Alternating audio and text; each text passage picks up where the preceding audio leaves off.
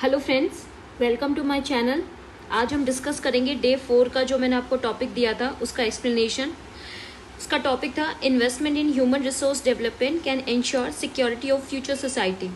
Okay, तो मैंने जैसे कि आपको पहले भी बताया कि आप ऐसे को 2 पार्ट में डिवाइड कर सकते हो for your understanding pre writing के लिए। ये कंपैरेटिवली काफ़ी इजी टॉपिक था। इसके अंदर आपकी जीएस की काफ़ी चीज़ें इस्तेमाल हो सकती है। बेसिकली ये गवर्नमेंट पॉलिसी, गवर्नमेंट का role, what is human resource development, पूरा ज्योग्राफी, इकोनॉमिक्स और गवर्नेंस, ये तीनों पार्ट इसके अंदर आएंगे।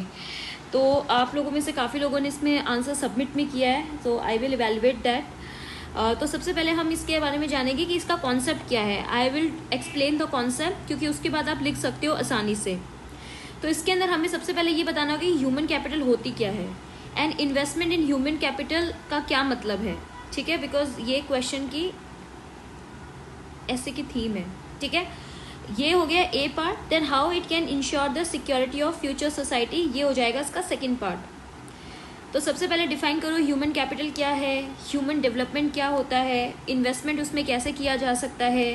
हिस्टोरिकल बैकग्राउंड से भी आप शुरू कर सकते हो कि कंट्री का इकोनॉमिक बैकग्राउंड और ओवरऑल डेवलपमेंट जो था पोस्ट इंडिपेंडेंस के बाद कैसा है और अभी कैसा है, उस पैरामीटर्स को भी कंपेयर करके आप शुरू कर सकते हो।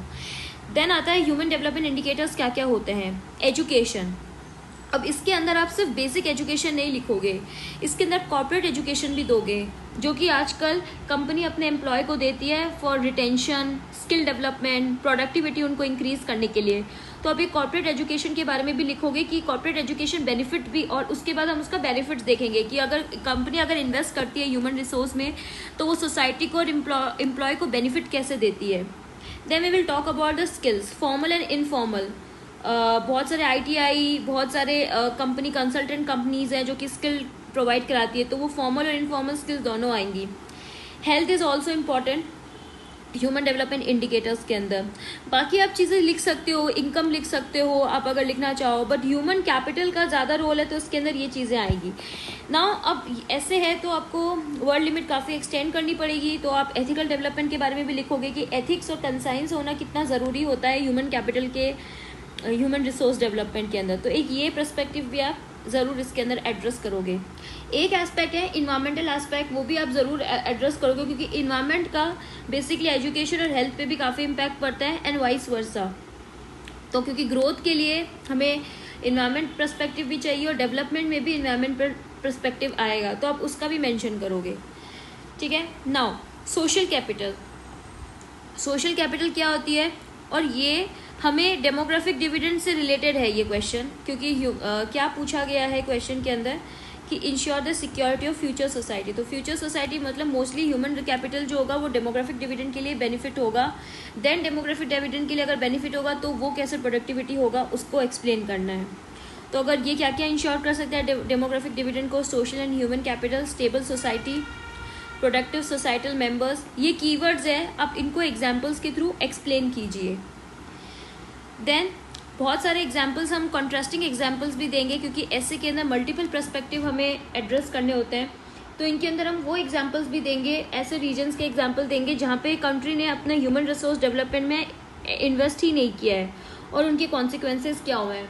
इसके अंदर आप अफ्रीकन कंट्रीज़ का एग्जाम्पल्स दे सकते हो जहाँ पे ह्यूमन रिसोर्स डेवलपमेंट में कुछ भी इन्वेस्ट नहीं किया गया है ज़्यादातर, और वहाँ पे आप इंडिया का रोल भी हाईलाइट कर सकते हो। इंडिया का रोल ऐसे हाईलाइट कर सकते हो कि इंडिया ह्यूमन रिसोर्स डेवलपमेंट को, ह्यूमन कैपिटल को, सोशल कैपिटल को कितने इंपॉर्टेंस देती है। वो सिर्फ अपनी कंट्री में नहीं बल्कि नेबरिंग कंट्रीज़ और आउटर कंट्रीज़ के अंदर भी बहुत ज़्यादा काम कर रही हैं ह्यूमन रिसोर्स डेवलपमेंट में। तो इसमें इंडिया यूएई के साथ बहुत सारे डेवलपमेंट्स हुए हैं अभी रिसेंटली, और ओवरऑल भी आप बहुत सारे डेवलपमेंट जो अफ्रीका में इंडिया करती है एजुकेशन में, हेल्थ में, कोरोना के टाइम पे, तो आप वो स्टोरी भी जो है वो रिलेट यहाँ पे कर सकते हो। देन आप रोल, गवर्नमेंट का रोल मेंशन करोगे, जैसे कि मैंने बताया कि मोस्टली इसके अंदर जीएस की चीज़ें आएंगी। तो आप जीएस के अंदर जैसे गवर्नमेंट की गवर्नेंस की वेलफेयर स्कीम्स जो पढ़ते हो हेल्थ में, एजुकेशन में, स्किल्स डेवलपमेंट में, वो आप इसके अंदर मेंशन करोगे। पॉलिसी पर्सपेक्टिव आप लिखोगे कि ह्यूमन रिसोर्स डेवलपमेंट के अंदर, ह्यूमन रिसोर्स के अंदर अगर गवर्नमेंट इन्वेस्ट करती है तो उसका क्या कॉन्सिक्वेंसेज होता है, उसका क्या बेनिफिट होता है सोसाइटी को।